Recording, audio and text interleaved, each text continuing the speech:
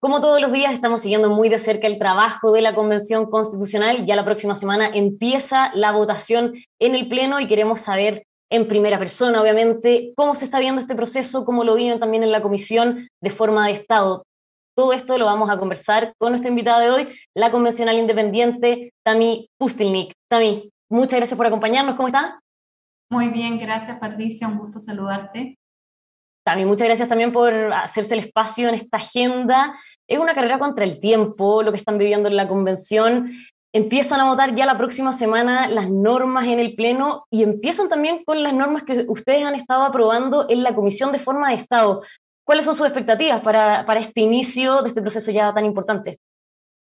Sí, como bien comentas, la próxima semana hay un nuevo granito importante dentro de la Convención Constitucional porque comenzamos a votar en el Pleno ya las normas que aquellas que tengan los 2/3 estarían dentro de la propuesta de nueva Constitución. Y particularmente respecto a las normas de la Comisión de Forma de Estado, de la cual soy parte, yo la verdad tengo grandes expectativas de que gran parte de las normas de las cuales estamos presentando para el Pleno van a ser aprobadas con 2/3. ¿Por qué? Porque fueron gracias a un consenso importante y transversal dentro de la misma comisión y muchas de esas normas, incluso más del 80%, fueron aprobadas por más de 2/3 dentro de la misma comisión. Claro, y en ese sentido, Tami, más allá de lo que se ha votado en la Comisión de Forma de Estado, estamos viendo también lo que se vota en las otras comisiones. Han habido algunas controversias las últimas semanas por algunas normas que están pasando, o sea, van a discutirse en el Pleno y que para muchos son catalogadas más de extremas. ¿Cómo ve ahí ese debate en particular? ¿Cuánto puede o no retrasar este proceso que además ya queda muy poquito, se entrega el 4 de julio, tiene que estar listo para esa fecha, para que esté todo terminado? Sí. Bueno, yo creo que es importante primero, Patricia, entender que en una discusión democrática no hay temas que están censurados. Tanto la ciudadanía a través de las iniciativas populares de norma como las y los convencionales constituyentes tuvimos plena libertad de proponer normas constitucionales. Y muchas de ellas pueden parecer efectivamente malas propuestas o incluso impracticables, ¿cierto? Pero a mí la verdad es que me parece bastante valioso que se discutan en este espacio democrático tan representativo y que sea la misma democracia que le cierra la puerta a ciertas normas, entonces, o a ciertas propuestas. Entonces, eso es lo importante, a no hacer un llamado también, yo creo que a no alarmarse más allá de lo que efectivamente se está votando, tanto en general como luego en particular, y qué cosas de ellas después van a lograr los 2/3 en el Pleno.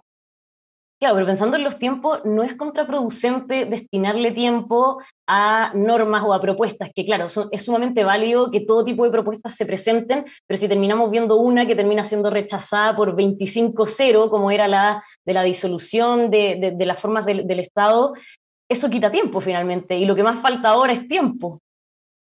Sí, efectivamente, y eso es algo que dijo el vicepresidente Gaspar Domínguez, ¿cierto? Que él llamaba, y a mí me parece muy bien ese llamado, a buscar normas que sean de gran consenso dentro de cada una de las comisiones. Y eso significa de que hayan acuerdos prelegislativos, o sea, antes de llegar a las comisiones podamos consensuar normas lo más transversales para que también en estos acotados tiempos que nos quedan podamos ser mucho más eficientes.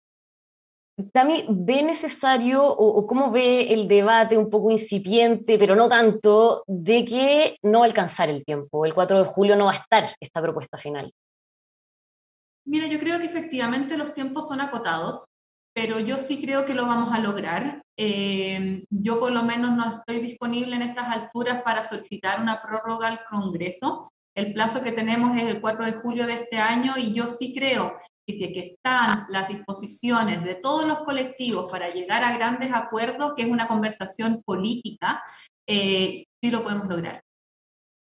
Y hablando ahora de el fondo, lo que se ha estado discutiendo estos días, las votaciones que estamos viendo en las comisiones, estas votaciones en general, ¿cómo ha visto lo que ha sucedido con la tramitación de las iniciativas populares?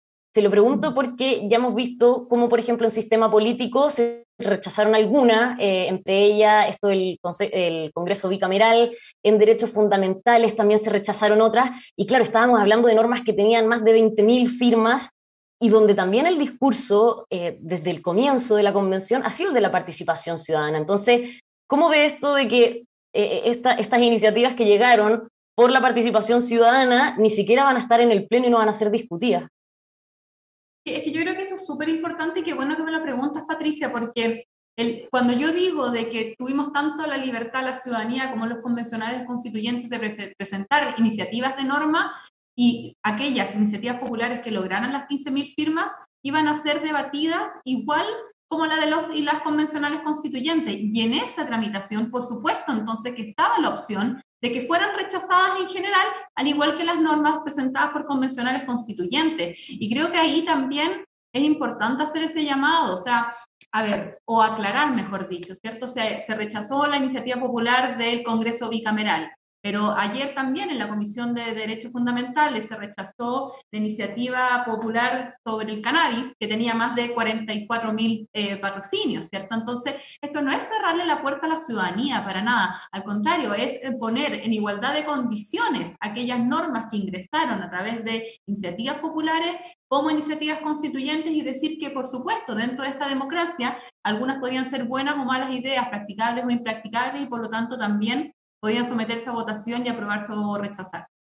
Y de todas formas, claro, se entiende que al final esto tenía el mismo estatus, por así decir, de las normas que iba a presentar cualquier convencional, no había una diferencia, pero al menos desde el sector de la centro derecha a la derecha se hace la crítica de que finalmente esta participación ciudadana era más para el título, voy a citar, entre comillas, de cartón, porque lo que estamos viendo hoy es que nos está debatiendo.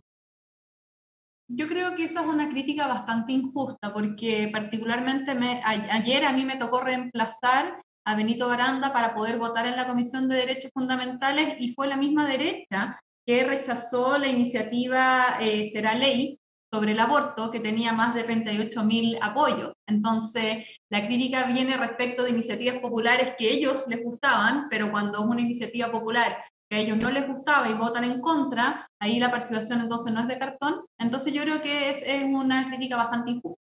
Y ahí quizás, bueno, ya ahora quizás todos somos generales después de la batalla, pero quizá hubo un error en que esto tenía que pasar primero por las comisiones. ¿Cree que las iniciativas deberían haber pasado directamente al Pleno para que no se diera esta discusión?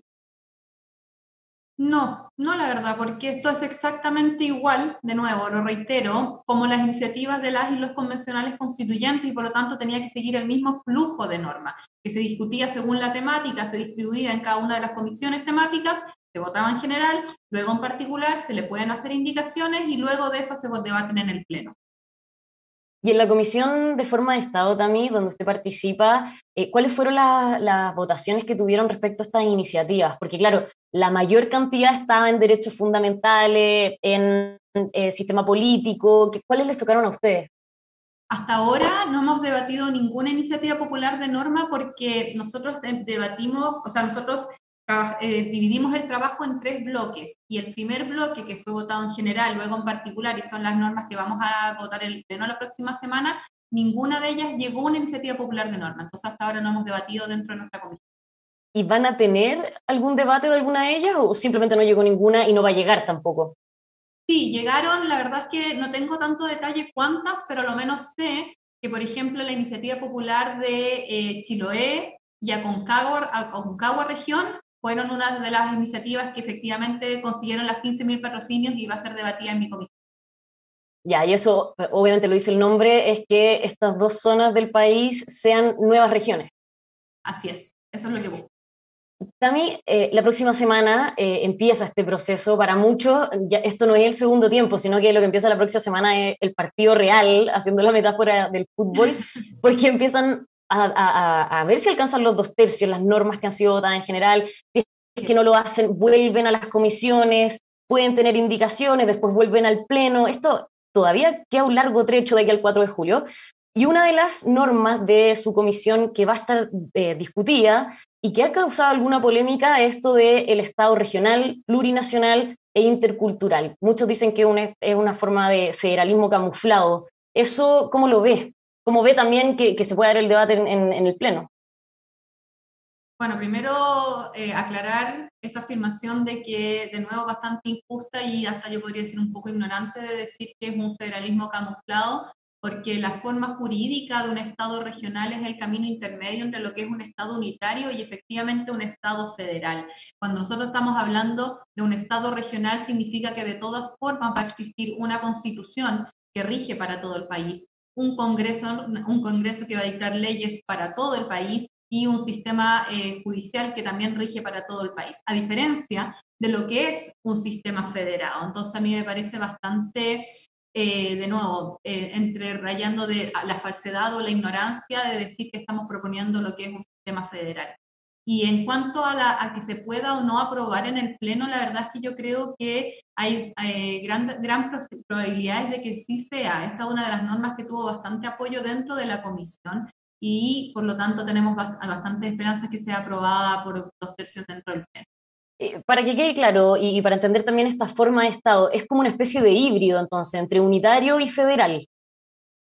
Así es, efectivamente, pero creo que es importante también aclararle a las personas, o sea, incluso habían bastantes críticas en cuanto a utilizar efectivamente el término, el concepto de Estado regional, porque es un concepto bastante doctrinario. Incluso no existe ninguna constitución en el mundo que defina la forma jurídica de su país como regional. Sin embargo, dentro de la misma doctrina se entiende que el Estado regional cae dentro de la familia de los estados unitarios. Y acá, por lo menos para las personas que nos están escuchando, muy importante decirles que seguimos siendo un solo país. Eso es muy importante de recalcarlo. Seguimos siendo un territorio único e indivisible. Acá nadie está proponiendo, que también se han escuchado esas voces, ¿cierto? Que van a haber regiones independientes o que estamos dividiendo el país, para nada. Todo lo contrario. Lo único que estamos buscando es poder materializar una demanda histórica de todas las regiones del país, que es una efectiva descentralización. Y ahí solamente, insisto, es como para ir decantando todos estos conceptos que, claro, uno es de la vereda a veces de la ignorancia, es tanta la información que sale de la convención, con tantos términos que uno sinceramente no entiende mucho. Un Estado regional como el que se propone en esta norma, básicamente lo que propone es que las regiones, pero también las comunas, sean autónomas política y administrativamente. Así es, sí. Y yo creo que tal vez, Patricia, podríamos como explicarle a las personas qué se gana o qué gana Chile, ¿cierto?, siendo un Estado regional. Y yo podría señalar tres cosas principales. En primer lugar, la autonomía. Hoy en día existe un alto grado de centralización, tanto política como administrativa, que impide que las regiones puedan tener mayor poder de decisión sobre sus recursos y sobre, se me cayó el aro, y sobre los problemas que les afectan. Entonces, efectivamente, la autonomía que le podamos entregar a las regiones como a las comunas es un gran paso para una descentralización efectiva. Lo segundo que se gana a través de un Estado regional es mayor control, porque al reducir la distancia entre los gobiernos y la ciudadanía, la descentralización estimula la participación y mejora los mecanismos de poder rendir cuentas. Y la tercera ganada que tiene un Estado regional es el desarrollo local, porque esto favorece la adopción de políticas públicas mejor informadas y adaptadas a las necesidades de cada territorio, haciéndose por lo tanto cargo de las demandas que han sido exigidas, ¿cierto?, de la ciudadanía en cada uno de estos territorios. Y si entonces ve que hay agua en la piscina como para que esto alcance los 2/3 y poniéndonos en el caso hipotético también de que el plebiscito de salida gana el apruebo, tenemos una nueva constitución con esta norma, ¿cuánto se demoraría Chile en transitar a un estado de este tipo, Tami? Sí, eso efectivamente es importante entender que los cambios no son de la noche a la mañana y eso yo creo que la gran mayoría de las y los convencionales lo está señalando, ¿cierto? O sea, hay un paso transitorio de a lo menos 2 a 3 años para que esto pueda empezar a funcionar, a agarrar forma, ¿cierto? Porque estamos cambiando no solamente desde un punto de vista de la infraestructura, podríamos decir, ¿cierto? No vamos a tener core, estamos proponiendo una asamblea legislativa, pero también desde un punto de vista cultural. Y eso toma más tiempo que cambiar o no las instituciones. Entonces yo te diría que a lo menos 2 años para poder cambiar correctamente las instituciones que permitan después materializar y hacer también al mismo tiempo este cambio cultural de descentralización. Claro, también hay, más allá del cambio práctico, en el fondo del día a día, cómo está conformado este Estado, cómo debería ser ahora, si es que esto, insisto, en el caso hipotético que siga su curso, me imagino que también necesitaríamos cambios más profundos, porque ustedes aprobaron esta norma, recuerdo, solamente días después de que el Consejo de Defensa del Estado informara que el 52% de las municipalidades en Chile están siendo investigadas por algún tipo de corrupción. Entonces, claro, uno piensa en comunas autónomas y ve estos otros datos y uno no entiende, o no, mejor dicho, no sabría si es que estamos preparados para un tipo de Estado de ese tipo. Sí, pero yo creo que ahí también nosotros nos hacemos cargo de eso dentro de la propuesta que ya también aprobamos, incluso el último artículo aprobado que va al Pleno es el artículo 72 de control y fiscalización. O sea, nosotros sí nos hacemos cargo que si estamos dando mayor autonomía tanto a las regiones como a las comunas, se tiene que también, por supuesto, fortalecer los mecanismos de control respecto tanto de los gobiernos regionales como de los gobiernos locales. Y eso es algo que nuestra propuesta sí la contiene. Perfecto. Entonces, eso está abordado también en el fondo, considerando estos números del Consejo de Defensa del Estado. Así es. Tami, bueno, hablábamos de estas normas que han sido controversiales, que han generado ruido a la convención, y nosotros hablamos todos los días con convencionales, el otro día, por ejemplo, con Patricio Fernández, y él nos decía que sentía que había un aumento en el temor por los cuestionamientos que están teniendo y que el plebiscito de salida ya no se ve tan claro en el horizonte. ¿Comparte esas aprensiones de Patricio Fernández? Las comparto, pero yo creo que me voy a ir un paso más atrás que el pato, porque en mi caso yo nunca he dado por ganado nada. Para mí es muy importante siempre hacer un trabajo responsable, profesional, y eso significa de no dar por sentada las cosas. Entonces yo ni desde el 4 de julio del año pasado, cuando se instaló la Convención Constitucional, di por aprobada la propuesta de nueva Constitución. Y yo creo que efectivamente, dado el primer, voy a decir, periodo que tuvimos dentro de la convención, ¿cierto? Donde la gran crítica, y que está tanto dentro como fuera de la convención, sobre la correcta comunicación que tiene que entregar la convención en cuanto al trabajo que hacemos, es algo que ahora, sobre todo, esta segunda instancia, con las normas que se están aprobando, es un gran desafío que tiene tanto la mesa, pero también las y los convencionales, de explicar correctamente qué es lo que se está aprobando y qué significa lo que se está aprobando, porque una cosa es comunicar, se aprobó una norma, ¿cierto?, de un estado regional, pero después entrar a explicar qué significa en la práctica este estado regional, porque hay mucha información que está tergiversada o es directamente falsa, y ahí también nosotros las y los convencionales tenemos una gran responsabilidad. ¿Y hay margen para esa explicación más profunda, más decantada, más pausada también?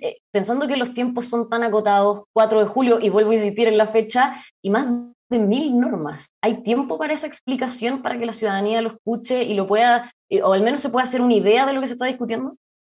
Sí, la verdad es que yo creo que sí, yo soy bastante positiva en ese sentido, Patricia, porque no hay que olvidar que nosotros tenemos la Secretaría de Participación y Comunicaciones. Y esa secretaría que estuvo a cargo, ¿cierto?, de todo lo que fue las iniciativas populares de norma, ahora tiene un segundo periodo igual de importante, que es también la educación cívica. Entonces, la secretaría ya se está trabajando en distintas estrategias para cuando nosotros estemos en el plazo de armonización, que solamente va a estar integrada por 40 convencionales constituyentes, todo el resto de las y los convencionales estén en sus territorios explicando qué esas normas se aprobaron y qué significa, de nuevo, el impacto, ¿cierto? Cómo va a impactar en la vida de las personas cada una de estas normas.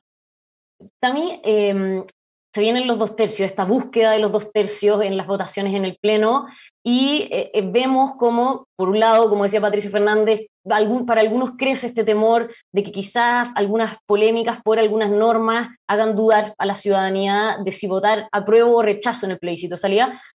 Por otro lado, está lo que usted menciona, el tratar de explicar al máximo posible lo que se está aprobando en medio de los meses que quedan, pero también hay llamados a liderazgo, a que falta aquí un timón, alguien que tome, por ejemplo, la batuta, no sé si una persona, pero más bien colectivos, conglomerados políticos, para tratar de encauzar esto y efectivamente buscar los 2 tercios y que lo que salga no sea tan extremo como se ha mencionado, y que efectivamente este plebiscito de salida se logre.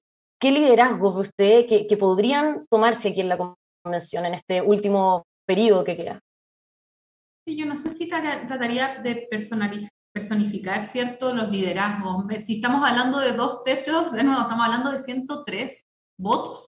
Entonces, acá no es ponernos de acuerdo con una o dos personas por de cada colectivo. Acá es un trabajo súper importante, voy a decir, uno dice de puerta a puerta, pero en este caso de convencional a convencional, para lograr esos 103 votos. Entonces, claro, uno podría hablar de liderazgos dentro de cada colectivo, pero para poder explicarle a cada uno de sus colectivos las normas que se han aprobado, qué significan y poder llegar lo más consensuados y también desde un punto de vista, hay que llegar también al pleno con harta claridad cuáles van a ser las normas que se van a aprobar y también cuáles van a ser las normas que legítimamente no queramos aprobar, porque de una u otra forma consideremos que todavía hay un espacio para poder mejorarlas. Y yo creo que eso es importante también explicarle a las personas, que las normas que no se aprueben en el pleno en esta primera oportunidad no necesariamente es porque estamos completamente en desacuerdo con la norma, sino que también nos damos cuenta de que hay cosas que todavía se pueden mejorar respecto de esa norma. Entonces decidimos